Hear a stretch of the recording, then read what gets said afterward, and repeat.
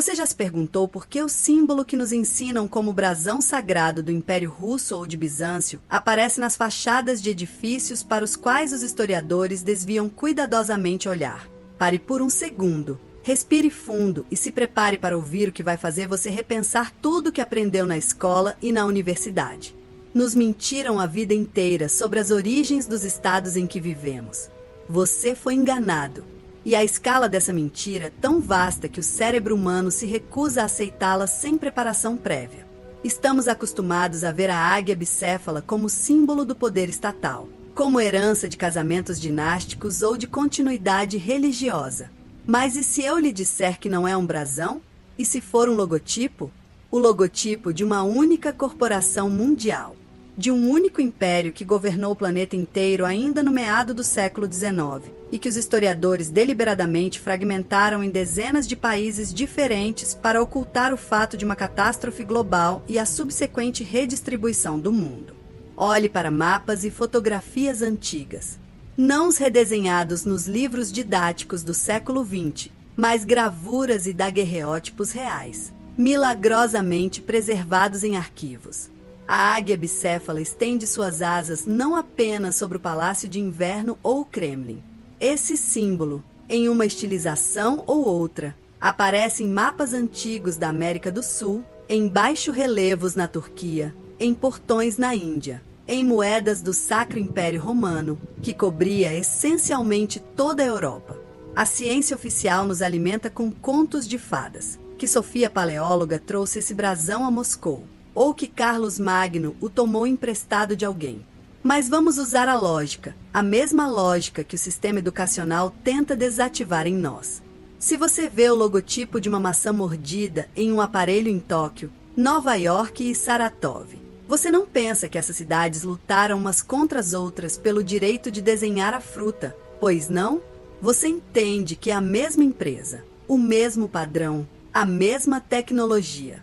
Então por quê? Ao olhar para águias idênticas e uma arquitetura antiga absolutamente idêntica em todos os continentes, acreditamos que eram civilizações diferentes guerreando entre si?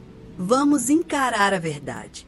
A versão oficial da história do século XIX está se desfazendo pelas costuras como um tecido velho. Nos contam sobre as guerras napoleônicas, as campanhas da Crimeia, a guerra civil nos Estados Unidos da América. Mas se retirarmos a palha política e olharmos para os vestígios materiais, veremos um quadro completamente diferente. Vemos um estilo arquitetônico unificado que não pode ser replicado hoje, nem mesmo com nossos lasers e guindastes. Esse estilo é chamado de classicismo, estilo império, antiguidade. Mas isso é uma mentira. É construção padronizada. Ouça-me com atenção. É a construção padronizada de um único império mundial.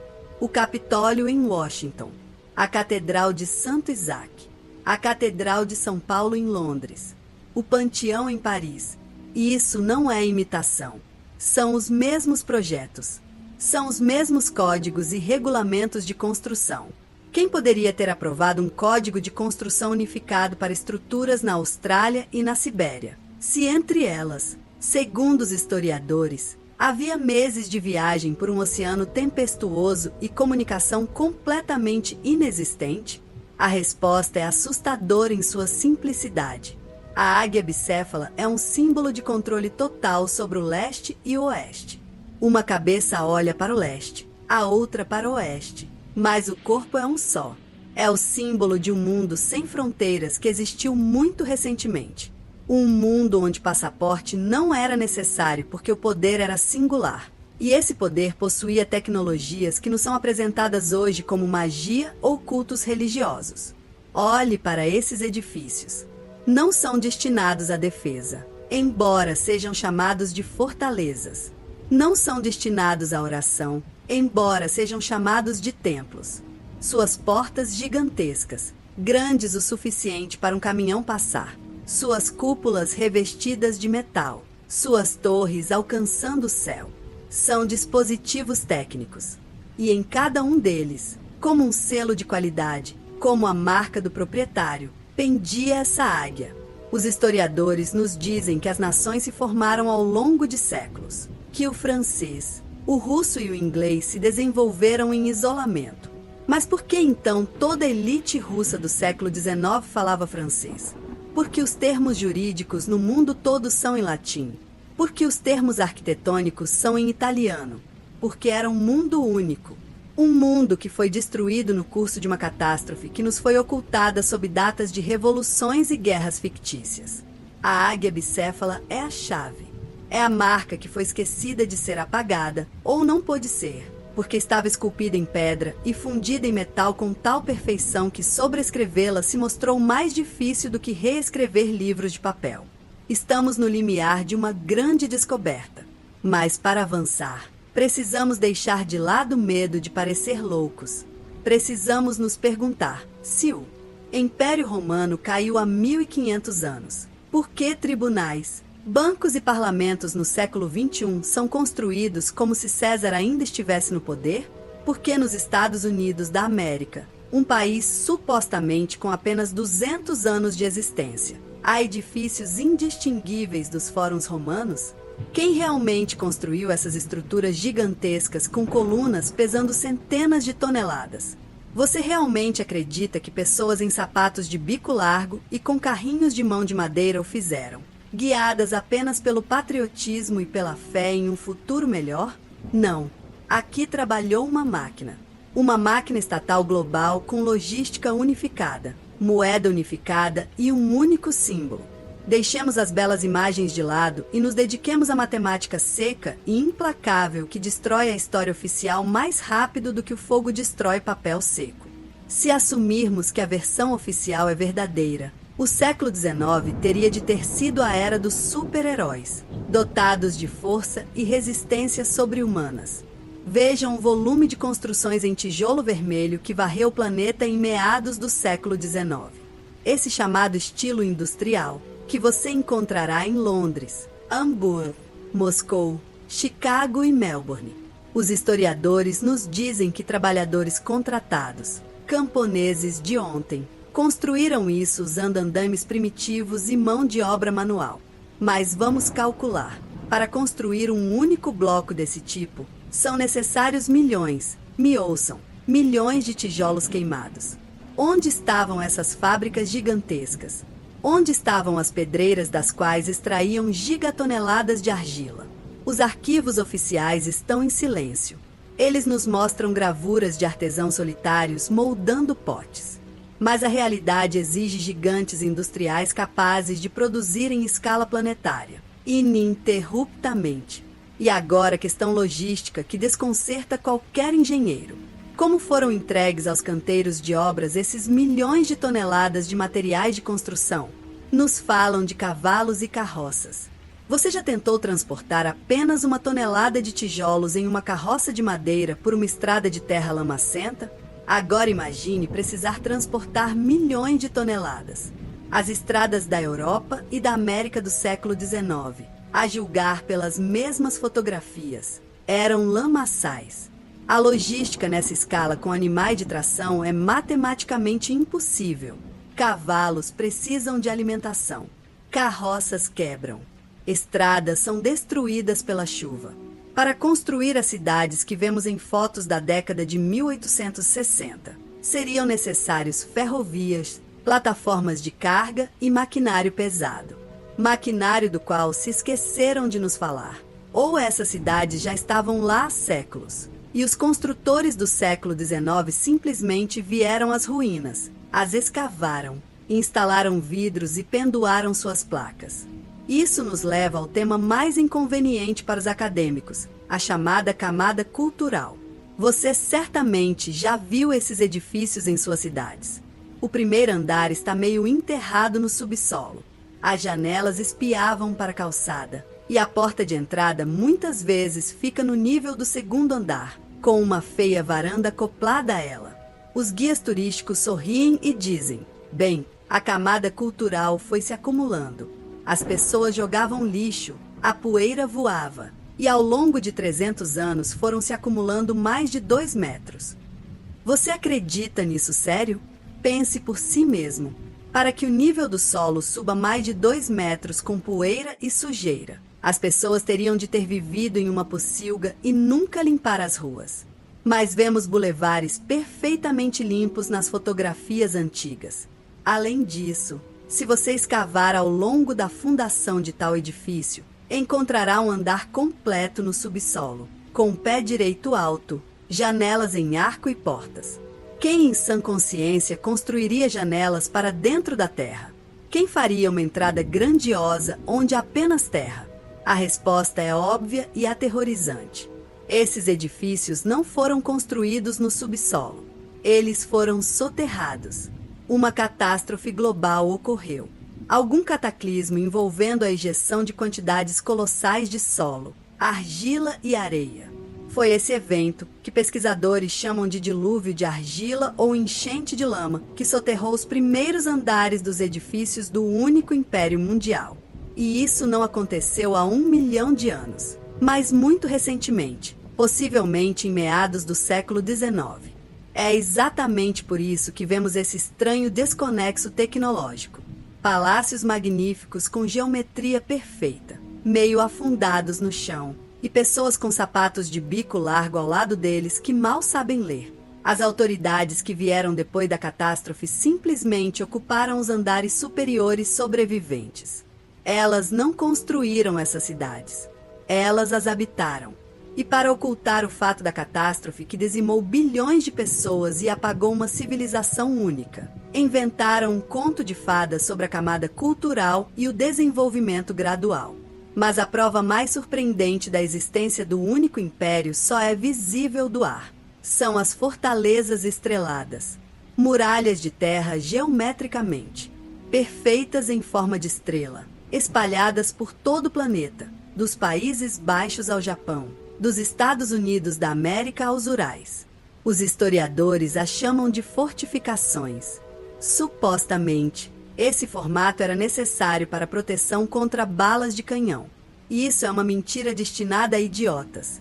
Qualquer engenheiro militar dirá que geometria tão complexa com múltiplos baluartes não oferece nenhuma vantagem sobre uma parede regular, e construí-la é centenas de vezes mais difícil. Além disso, muitas dessas fortalezas estão localizadas em terrenos onde se defender seria suicídio.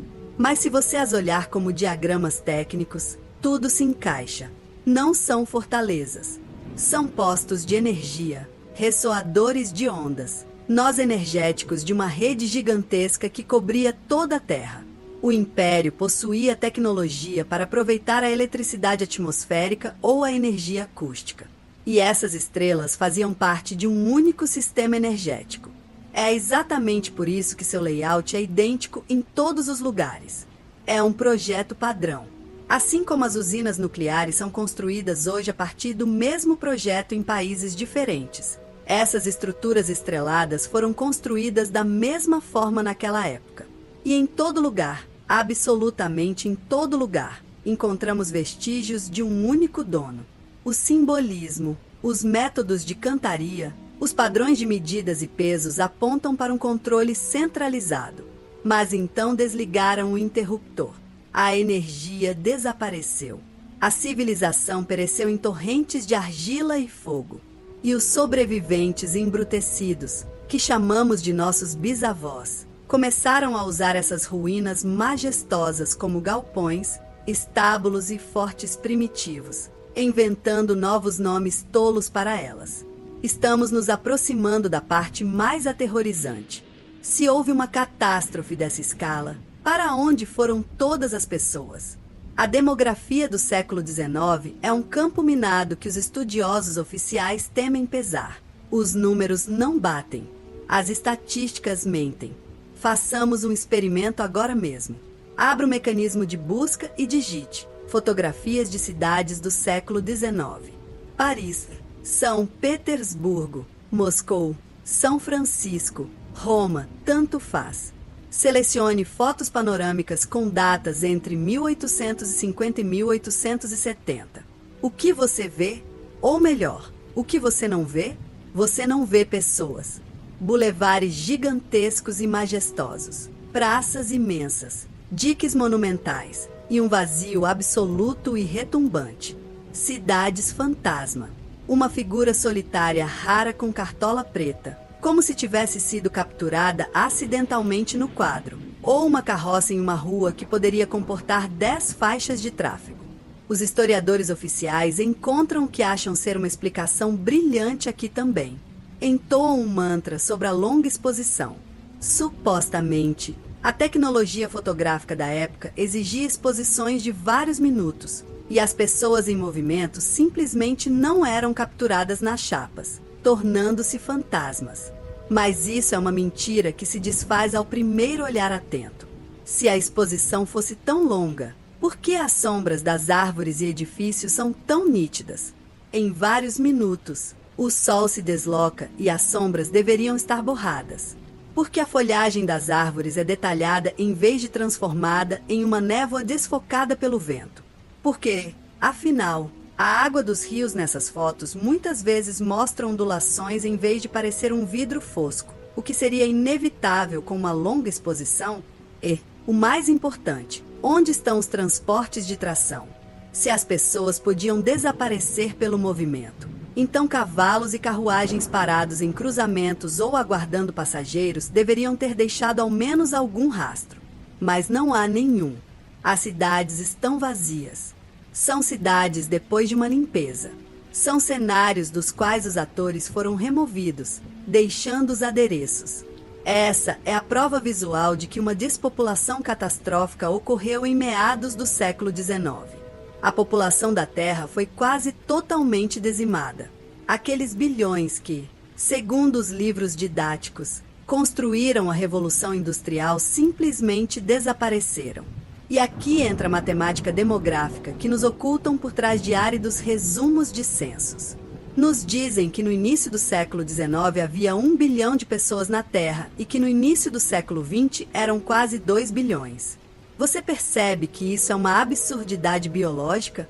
Sem antibióticos, com a horrível higiene da versão oficial, com guerras e epidemias constantes, a população não pode dobrar. Deveria estagnar ou diminuir. Um crescimento explosivo assim só é possível em um caso, se os números foram falsificados, ou se houve uma repopulação artificial de territórios esvaziados com novas pessoas. Quem eram essas novas pessoas? Recorde a história de sua família. Quantos de vocês podem dizer o nome e a ocupação de seu trisavô que viveu em 1860? Provavelmente nenhum. Na maioria das famílias, a memória se interrompe justamente no final do século XIX, início do século XX. Somos uma civilização que perdeu sua memória. Somos descendentes dos que vieram às ruínas. Em toda a Europa e Rússia, em meados do século XIX, surgiram como cogumelos após a chuva instituições estranhas, orfanatos gigantescos. Eram verdadeiras fábricas de crianças. As estatísticas são aterrorizantes. Dezenas, centenas de milhares de bebês de origem desconhecida passaram por eles. De onde veio tal número de órfãos em tempo de paz? Onde estão seus pais? Porque o Estado gastou recursos colossais em sua manutenção e educação em padrões uniformes. A resposta se sugere por si só. Era um processo de reinicialização. A velha população, portadora do conhecimento do único império, pereceu ou foi destruída no cataclismo. Crianças sobreviventes, possivelmente, novas gerações criadas artificialmente, chamemos assim, sem nos aprofundar em detalhes biológicos, popularam as cidades vazias. Receberam novos nomes, sobrenomes novos, muitas vezes baseados em ofícios ou feriados. O mais importante, uma nova história. Ensinaram-nas que seus ancestrais servos construíram esses edifícios majestosos, que inventores autodidata em galpões inventaram as máquinas a vapor, e que a águia bicéfala era apenas uma imagem. Essas pessoas entraram em apartamentos vazios com pé direito de 4 metros e não sabiam como aquecê-los. Então instalaram feios fogões de lenha, passando os canos pelas janelas. Caminhavam por diques de granito sem entender como seus ancestrais podiam trabalhar pedra de tal dureza. E inventaram histórias de fadas sobre formões e martelos. Vivemos em um pós-apocalipse. Todo o século XIX, Como descrito na literatura, é o período em que os novos senhores do mundo tentavam dominar o legado da civilização anterior. Eles inventariaram a propriedade sobrevivente, redesenharam mapas, arrancaram o estuque antigo, substituindo-o por seus próprios símbolos, e inventaram nações para dividir a humanidade unificada. Dividir para conquistar, o princípio que funcionou perfeitamente. Nos fizeram crer que sempre fomos diferentes, que sempre guerreamos. Mas a arquitetura grita o oposto. Grita unidade. E aqui surge a questão principal. Quem se beneficiou com isso? Quem estava nos bastidores dessa limpeza global? Quem eram os marionetes que vieram às cinzas? Se apropriaram das tecnologias, que aliás classificaram imediatamente ou simplificaram para motores de combustão interna primitivos e se nomearam reis, imperadores e presidentes? Quem eram então essas pessoas que chegaram ao poder sobre as ruínas do grande poder global? Olhe para as árvores genealógicas dos monarcas do século XIX. Não são dinastias diferentes. É uma única grande família. Windsor, Romanovs, os Hohenzollerns. São primos e primos em segundo grau que se escreviam, visitavam-se e usavam uniformes quase idênticos. Nos dizem que guerreavam entre si por pedaços de terra. Mas isso é uma mentira para o povo comum. Na realidade, era uma conspiração de cartel. Era gestão de crises. O único império caiu. Sua autoridade central desapareceu na catástrofe. E os vice-reis regionais, esses mesmos reis e imperadores, simplesmente dividiram a propriedade.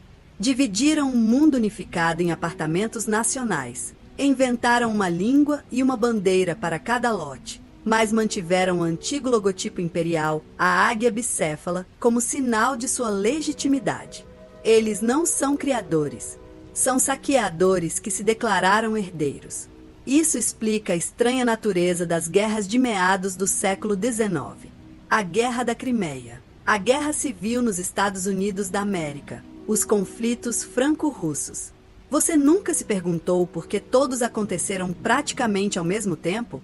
E por que as táticas dessas guerras parecem verdadeira loucura?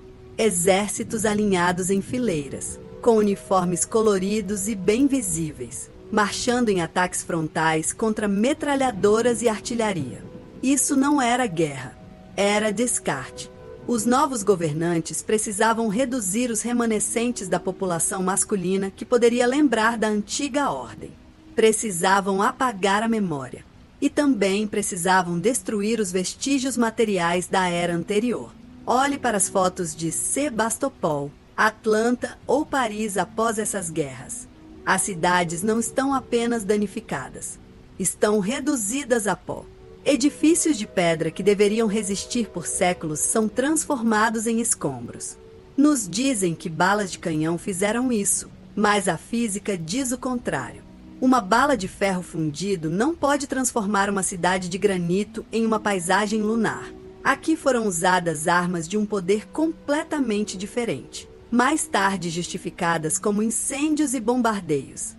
E por falar em incêndios, os grandes incêndios do século XIX são outro capítulo na grande falsificação.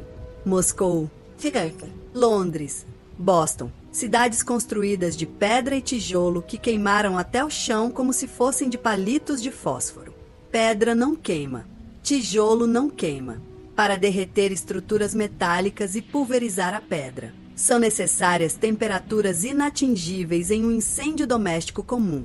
Isso só é possível se as cidades foram deliberadamente destruídas usando misturas incendiárias de alta tecnologia ou energia direcionada. Os incêndios foram um pretexto conveniente para demolir estruturas antigas e inconvenientes que as novas autoridades não podiam manter nem operar, e para construir caixas primitivas em seu lugar, passando isso por progresso. E quanto à chamada Revolução Industrial, nos adoutrinam que no século XIX a humanidade deu um salto incrível. Máquinas a vapor, eletricidade, telégrafo. Mas se você olhar de perto, parece não uma invenção, mas uma descoberta. Não inventamos a eletricidade. Encontramos esquemas e restos de fiação nas catedrais usinas sobreviventes. Não inventamos as máquinas a vapor. Adaptamos mecanismos encontrados, simplificando-os. Olhe para as exposições universais do final do século XIX em Paris ou Chicago. Complexos enormes de beleza incrível, supostamente construídos com materiais temporários em alguns meses. Lá exibiam bondes sem fio, calçadas móveis, iluminações intrincadas, e depois da exposição tudo foi implacavelmente demolido. Por que destruir o ápice do pensamento engenheiro? Porque não eram maquetes. Eram resquícios das tecnologias do mundo antigo que a elite mostrava ao povo uma vez para afirmar seu poder e depois escondia ou destruía porque não conseguia estabelecer uma produção em massa. Vivemos em um culto de carga. Imitamos as ações dos deuses sem compreender a essência de suas tecnologias. Para ocultar esse abismo entre a grandiosidade do passado e a miséria do presente, a cronologia teve de ser esticada. Os historiadores acrescentaram 1000 anos extras ao nosso passado. Inventaram a Idade das Trevas para explicar por que, depois do concreto romano e dos aquedutos, as pessoas de repente viveram na imundície por 1000 anos e esqueceram todas as tecnologias. Não houve Idade das Trevas. A antiguidade é esse passado recente. Imperadores romanos, cavaleiros em armaduras de placas e soldados com chapéus tricórnios. Eles eram contemporâneos. Viveram na mesma linha do tempo, mas em diferentes regiões do único império. A mudança cronológica permitiu que envelhecessem as ruínas. Disseram-nos, este aqueduto tem 2000 anos. Desmoronou com o tempo. E acreditamos. Mas na realidade tinha 200 anos e desmoronou por uma explosão durante a limpeza do território. A águia bicéfala nos olha lá de cima, das fachadas dos edifícios, com condescendência e um sorriso irônico. Observa enquanto vagamos por ruas cujos verdadeiros nomes há muito foram apagados. Nos orgulhamos de um passado que foi completamente fabricado por escribas contratados nos escritórios de academias criadas exclusivamente para controle e censura. Todo o sistema educacional é projetado para fragmentar o conhecimento. Ensinam-nos as histórias de diferentes países e ciências naturais em isolamento, para que nunca possamos montar o quebra-cabeça completo. Porque se conectarmos esses fatos, uma verdade assustadora emergirá. Veremos um mundo onde não somos o ápice da evolução, mas apenas sobreviventes embrutecidos que os novos senhores planetários enclausuraram em currais de fronteiras nacionais. Mas uma mentira não pode ser eterna. A pedra lembra. O metal lembra, e mesmo em nossa memória genética, surgem imagens daquele verdadeiro mundo, um mundo sem fronteiras, com energia livre e arquitetura majestosa projetada para humanos gigantescos, não para nós. Estamos nos aproximando do final de nossa investigação. Por que então esse cenário colossal foi construído? Por que apagar a memória do único império e despedaçar o mundo em uma colcha de retalhos de nações guerreiras? A resposta é cínica e simples. Poder e controle sobre recursos. Recall o que discutimos anteriormente. As tecnologias do passado, eletricidade atmosférica, ressoadores de ondas, energia etérica. Essa energia era gratuita. Os templos, que eram na verdade estações, a geravam do ar. Em um mundo onde a energia é gratuita e está disponível em qualquer ponto do planeta, é impossível construir uma pirâmide financeira. Não se pode vender às pessoas o que lhes pertence por direito. Não se pode colocar um medidor no éter. O único império era um mundo de abundância, e essa mesma abundância se tornou sua sentença de morte. Os novos mestres, esses mesmos gerentes que tomaram o poder após a catástrofe do século XIX, precisavam de um sistema de subjugação. Precisavam conduzir os sobreviventes à dependência. Então destruíram ou ocultaram as tecnologias de energia gratuita e nos impuseram os hidrocarbonetos. Petróleo, carvão, gás não são apenas combustíveis. São ferramentas de controle. Uma corda em volta do pescoço da civilização.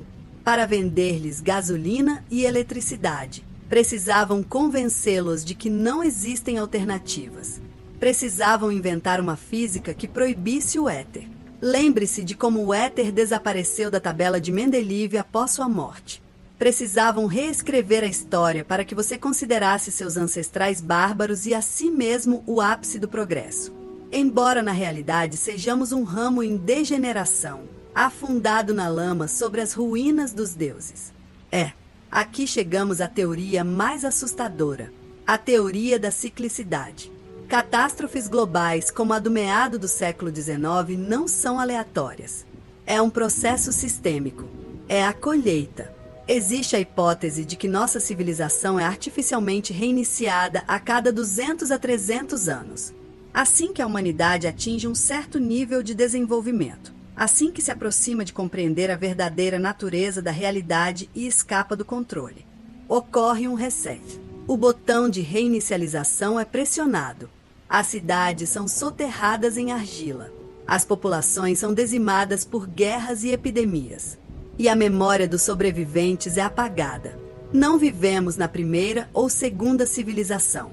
Podemos ser a 10ª ou a 20ª tentativa.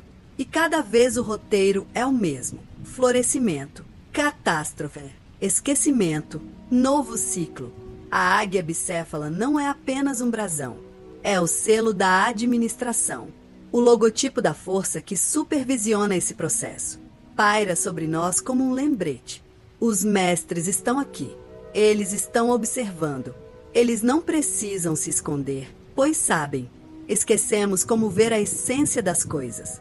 Fomos autorizados a ocupar esses edifícios majestosos, mas não nos foram dadas as chaves para compreender suas verdadeiras funções. Nos reunimos em seus vastos salões, usamos suas complexas estruturas técnicas para nossos rituais simples, e pensamos que é assim que foi planejado. Mas isso é autoenganação. Estamos simplesmente habitando a casa de outra pessoa, sem entender seu funcionamento e pagando pela estadia com nosso tempo. Olhe o que está acontecendo ao nosso redor hoje. Você não sente um déjà vu? Falas de um grande reset, mudanças climáticas, a ameaça de fome global, digitalização e controle total. Não parece que estão nos preparando para um novo ciclo, para uma nova limpeza? O roteiro do século XIX está se repetindo com precisão assustadora. Havia doenças estranhas naquela época também. O clima estava mudando naquela época também. Lembre-se do ano sem verão. As fronteiras estavam sendo redesenhadas naquela época também. Hoje, os métodos são mais tecnológicos, mas a essência permanece a mesma. Querem nos reduzir, reformatar e nos conduzir para um novo curral digital, reescrevendo a história mais uma vez. Daqui a 100 anos, nossos descendentes, se sobreviverem, lerão nos livros didáticos que no século XXI as pessoas voluntariamente abriram mão da propriedade privada e da liberdade para salvar o planeta do aquecimento mítico. E ninguém vai lembrar da verdade. Mas há uma diferença. Desta vez, algo deu errado. A internet apareceu. O que foi criado como meio de controle tornou-se uma ferramenta de despertar. Começamos a trocar informações. Passamos a digitalizar livros antigos, comparar mapas, analisar fotografias. Vimos inconsistências. Notamos janelas emparedadas e cidades vazias. Fizemos perguntas sobre milhões de tijolos. A represa de informação rompeu. Não esperavam que a mente coletiva se provasse mais forte do que a censura. A águia bicéfala não nos amedronta mais com sua grandiosidade. Levanta questões para nós. Percebemos que o império não desapareceu. Simplesmente recuou para as sombras. Tornou-se invisível, mas continua a nos governar por meio de sistemas bancários, corporações transnacionais e governos fantoches. O que fazer com esse conhecimento? Pare de acreditar por fé. Pare de consumir a goma de mascar oficial que nos alimentam pelas telas. Olhe para o mundo com seus próprios olhos. Estude a arquitetura de sua cidade. Procure vestígios do dilúvio. Procure discrepâncias. Faça perguntas desconfortáveis a professores, historiadores e autoridades. O sistema teme apenas uma coisa: a luz. Quando iluminamos os cantos escuros da história, o medo desaparece. Somos herdeiros de uma grande civilização. Roubaram nossa memória, mas não puderam roubar nossa razão. Esta investigação é apenas o começo. Apenas arranhamos a superfície da mentira em que vivemos. Descobertas ainda mais chocantes nos aguardam. Devemos restaurar a cronologia, recuperar nossas tecnologias e entender quem realmente somos. A águia bicéfala olha para o oeste e para o leste, controlando o passado e o futuro, mas não olha para dentro de nós. E é precisamente aí que a chave para a liberdade está escondida.